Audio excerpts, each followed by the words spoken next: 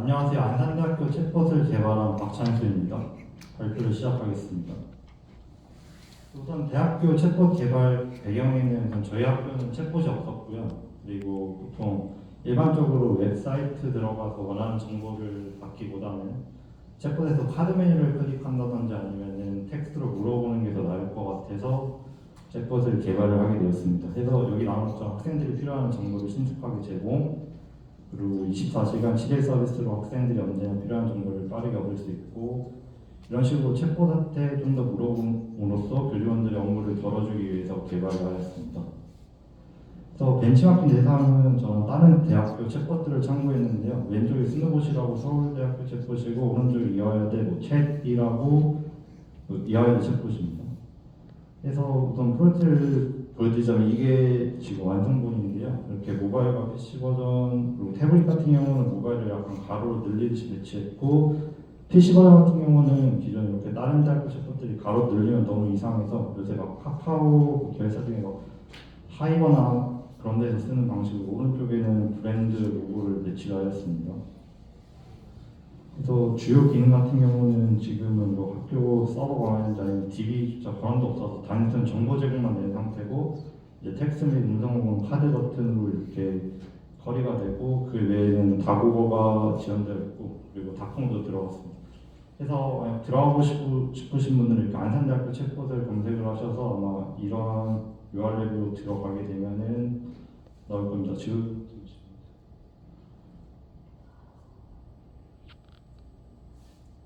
그래서 이렇게 뭐 안산대학교 챗봇이라고 검색을 하면은 이렇게 나오고요. 이렇게 피처전 들어가 있고, 이렇게 뭐 다크로 들어가 있다든지 아니면 이렇게 카드 메뉴나 아니면 혹은 이쪽에 텍스트를 입력한다거나 아니면은 뭐 예를 들어 이런 식으로 마이크로도 입력을 넣을 수가 있습니다. 그래서 지금 나머지는 다 정적인 데이터인데, 이렇게 식단 쪽 같은 경우는 제가 뭐 학교 DB를 가져올 수는 없기 때문에 우선은 저 스크래핑을 해서 이런 식으로 가져오고, 이건 캐싱이 되었기 때문에 이런 식으로 좀 그날에 대한 데이터는 빠르게 나오는 상태입니다.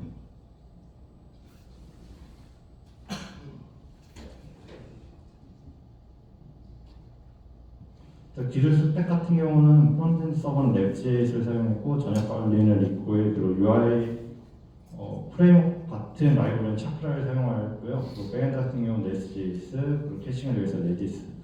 그리고 체크 엔진 같은 경우는 아무도 이런 자연어 처리에 대해서 아는 친구가 없고 그냥 다이얼로그 플로우를 사용하였습니다. 그리고 배포 같은 경우는 GK1에다가 배포를 하였고요. 우선 디자인 구조 소개인데요. 여기 같은 경우는 아마 프론트엔드의 제일처음부터 아토믹 디자인을 넣을 것을 감안을 해서 제일 디자인해서 이런 식으로 몰로필이라는 오가니즘이 들어가 있습니다.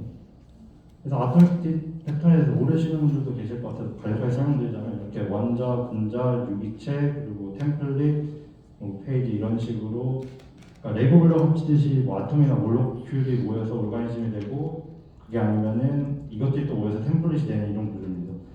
그래서 보통 뭐 컨테이너 프레젠터 패턴이라고 하는데, 페이지스가 이제 컨테이너의 역할을 하신다고 보시면 되고, 템플릿이 프레젠터 이제 UI 그리는 역할이라고 보시면 됩니다. 그래서 예를 들어서 그래서 지금 이런 식으로 여기에 보시면은 이게 지금 이 폴더 구조에서 지금 이쪽 마우스 있는 쪽 보시면은 이게 그리팅홀 페일이라는 컴포넌트인데요. 이 컴포넌트를 만들기 위해서 몰로큘에서 이제 커스텀 아바타를 가져오고, 그다음 그리팅 메시지, 그리팅 카드를 가져오고, 포맷 타입을 이런 식으로 몰로큘에서 가져와서 오가니즘 합치는 형태입니다. 이런 식으로 최대한 재사용성을 높였고요. 아예 중복 같은 경우는 지금 라우팅 하나부터 중복 하나도 없게 설계를 해 놓았습니다. 그래서 이제 프론트엔드 폴더 구조를 한번 소개를 드리면은, 그냥 넥스JS 13버전에 그냥 페이지 라우터를 사용을 해서, 그리고 지금 같은 경우는 챗봇이다 보니까 라우터가 루트 라우터밖에 없어서요. 인덱스 하나만 들어가 있는 상태고, 이게 퍼블릭은 그냥 일반적인 사진이라든지 번역 파일들입니다. 그 아까 전에 뭐 여기서 이런 식으로 그냥 이렇게 다고가 구현이 되어 있어서 그냥 다고 때문에 해당 파일이 들어가 있고요. 그리고 이제 커먼드가 일반 타입스크립트 파일들, 그리고 컴포넌트가 TXS 리액트 컴포넌트 파일들입니다. 그리고 SEO 때문에 이렇게 레이아웃 구조도 들어가 있고요. 컴포넌트 쪽에 레이아웃도 들어가 있고, 여튼 그리고 프론트엔드 쪽은 막 딱히 설계 말고는 딱 설명드릴 게 없어서 그냥 이런 식으로 SSG를 활용을 해서 이렇게 예를 들어서 오픈 그래프를 카톡에다 넣은 예시인데 이렇게 한국어랑 영어 각각 들어가 놓았고요. 백엔드 풀도구도 소개인데 백엔드 같은 경우도 지금 따로 뭐 개인 서비스라든지 로그인해서 데이터를 가져오는 게 아니기 때문에 이런 식으로 지금 API가 한 3개밖에 없었을 것 같습니다. 그래서 지금 뭐 제일 보셔야 될 다이얼로그 플로우인데 이 부분에서 텍스트로 커리를 한다든지 아니면은 저 카드에서 이벤트를 눌렀을 때 이 다이얼로그 플로우 서비스에서 처리하는 방식이고, 그리고 저 학교 식당 같은 경우에 이제 스크래핑을 해야 되는데 원래는 이거 스크래핑을 했어야 되는 게 맞는데 처음에는 원래 크롤링을 해보려고 해서 지금은 서비스만 수정 안 해서 그냥 이렇게 되어 있는 겁니다. 백엔드는 너무 설명이 빨리 끝나면 그러니까 그냥 코드 쪽으로 한번 설명을 드릴게요.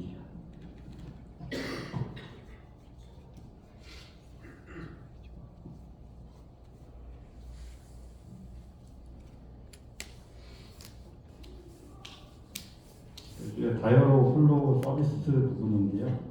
지금 이건 필요 없고 2번부터 보시면 되는데요. 이런 식으로 네스트레스의 장점이 스프링과 똑같이 의존성 주입이라서 이런 식으로 폴링 서비스도 의존성 주입, 아니면 레이트스도 의존성 주입 이렇게 받고, 이제 이 부분이 저 다이얼로그 플로우하고 이제 대화하기 위한 그런 설정 부분이고요.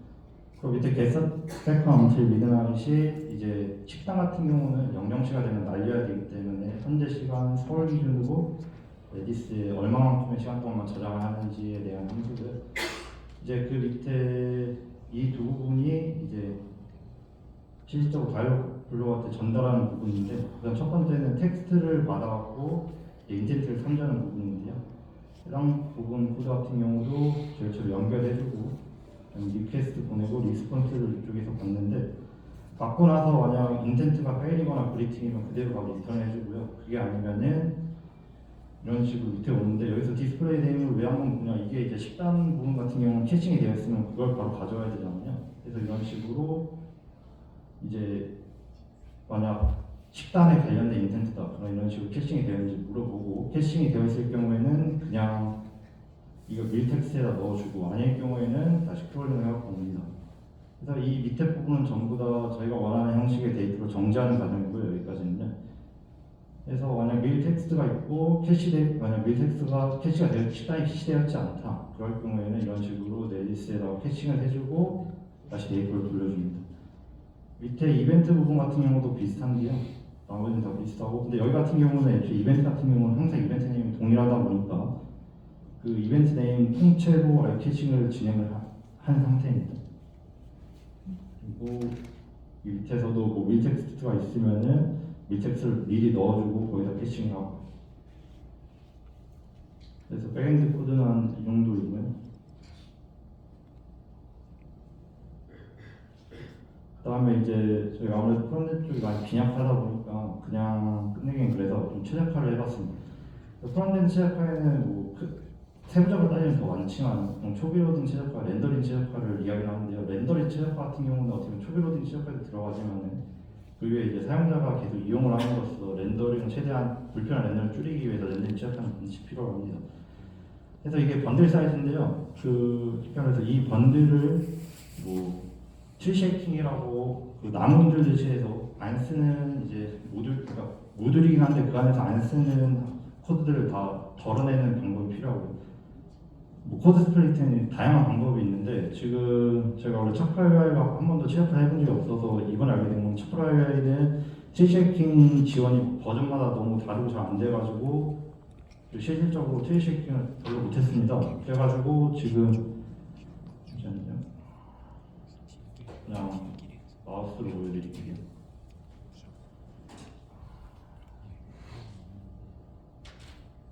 잘 보시는지 모르겠는데 지금 이쪽이 지금 프레임어 모션이라고, 이게 차크라이어에서 여기 거를 갖다 써서 이제 애니메이션을 구현을 하는데, 여기 같은 경우는 제가 거의 한 30%밖에 안 쓰고 있는데 나머지 70%의 불필요한 코드들이 포함이 되어 있어요. 그래서 원래 이런 거 트리쉐이킹에서 덜어줘야 되는데 그걸 못했습니다. 이제 웬만해서는 UI 라이브러리 쓸 때 최적화에 감안한다면은 이런 것보다는 그냥 약간 미니파이된 타일랜드 CSS 같은 걸 사용하는 게 훨씬 좋아 보입니다. 그래서 저 같은 경우는 지금 TCK를 거의 못하고 최적화를 한 상태입니다. 프론트엔드 최적화 쪽에서 여러 가지가 보이는데 지금 이 부분이 이제 그 지금 이 부분이 그 트리쉐이킹하는 구조인데요. 지금 여기서 유일하게 된 게 이 차크라 프로바이더 부분인데 여기를 리액트에서 전부 가져오게 되면은 트리쉐이킹이 안 돼서 프로바이더로 했을 때 이 부분만 트리쉐이킹이 됐고 나머지 부분은 하나도 안 됐어요. 저도 이거에 대해서 좀 많이 찾아봤는데 그냥 대부분 이슈에서 안 된다고 다른 거 쓰라고 하길래 그냥 우선 넘겼습니다. 그리고 이제 이 옆에 있는 이 부분이 이제 코드 스플리팅이라고 쉽게 해서 안 쓰는 함수들을 그러니까 안 쓰는 그러니까 파일들을 뒤늦게 불러오는 건데요. 지금 여기서 제일 처음 로딩이 됐을 때부터 마이크는 필요 없고 이제 여기서 마이크를 눌렀을 때 이게 코드가 불러와지면 되겠죠. 하기 때문에 이런 식으로 코드 스플리팅을 한 거고요.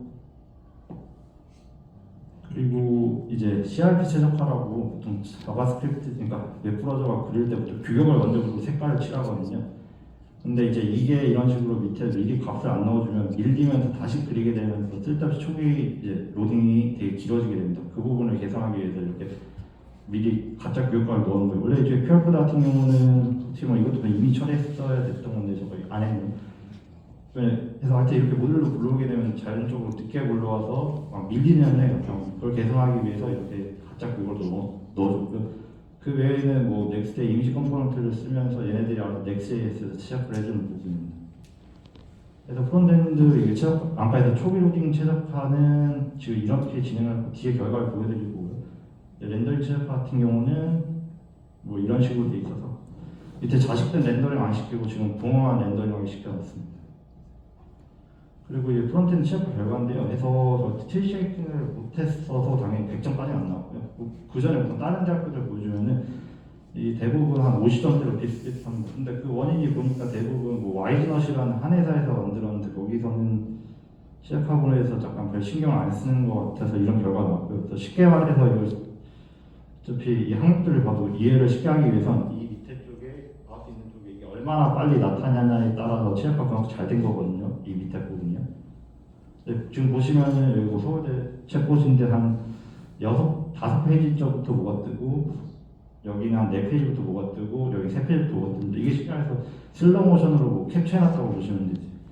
이게 지금 제가 시작한 결과인데요. 지금 보시다시피 첫 번째 페이지부터 음향 들어오고 펼프도 어떻게 보면 이미지를 처음부터 모듈 안 쓰고 이미지 썼으면 바로 들어와서 좀 더 점수가 개선이 됐을 것 같거든요. 그래서 여기서 보시면은 성능 부분은 이렇고요. 접근성 부분 같은 경우는 제가 개인적으로 디자인 요소 때문에 이렇게 된 거고, 그래서 북토트에서 장애인들을 위해서 원래는 뭐 최대 5배까지 허용하고 그런 걸 해야 되는데 그렇게 되면 막 인풋에서 확대되고 해서 어쩔 수 없이 그런 걸 포기하면서 접근성 점수 낮게 나오고 베스트 프랙티스는 이제 얼마나 웹 접근을 따르는 건데 그건 따라서 이렇게 나왔고 SEO 같은 경우는 아까 전에 애초에 레이아웃 구조를 적용해서 SEO 점수는 잘 나온 것 같습니다. 이제 아쉬운 부분과 추가 확장 아이디어 부분인데요. 여기 같은 개인화된 서비스를 제공하는 게 더 좋을 것 같습니다. 대부분의 챗봇들이 한 65% 정도 되는 대학들 챗봇들은 로그인을 해서 예를 들어서 학점 얼마나 나왔나 그런 것 갑자기 물어봐서 굳이 뭐 인터넷 같은 데 안 들어가도 여기서 물어봐서 제공할 수 있는데 그 부분이 안 되는 게 상당히 아쉬운 것 같습니다. 그래서 지금 여기서 할 때도 원래는 그 가상 브라우저를 띄워갖고 그거를 노가다식으로 해보려 했었는데 너무 시간이 많이 들어가서 안 했거든요. 그래도 이제 처음에 설계할 때부터 그런 걸 감안을 하고 설계를 해서 지금 여기서도 어떻게 보면 인증 부분 같은 경우는 그냥 근데 이렇게 되면 레스 말고 그래프를 바꿔야 되고 인증 부분 같은 경우는 앞으로 추가해서 그냥 인증해주고 넥스트에 어스를 써서 인증을 해주고요. 그리고 백엔드 쪽 같은 경우에는 그 DB에 접근이 된다면은 그냥 여기 노가다도 사실상 리드밖에 없으니까 그걸 추가를 해주면은 손쉽게 개인화된 서비스도 제공 가능할 것 같습니다. 그래서 이게 대화 중인지 아닌지를 그러니까 뭐 로그인하고 대화 중이 아닌지를 탐지하기 위해선 쉽게 말해서는 이제 예를 들어서 입력을 했고 받았는데 디스플레이 네임 값이 예를 들어서 뭐 그레이드 이런 식으로 확장 관련된 거를 물어보게 되면 입주에서 뭐 이 퍼스널 이런 거를 저 인풋 쪽에다가 글로벌 변수로 이제 표시를 해주면 그 다음부터 이제 샌드를 보낼 때 이제 이게 개인화된 질문인 걸 알 수가 있겠죠. 그래서 그런 식으로 확장 부분 되게 쉽게 진행이 될 것 같습니다. 그래서 네, 이상입니다. 그래서 혹시라도 뭐 Q&A 있으시면 네, 물어봐 주시면 답변 드리겠습니다.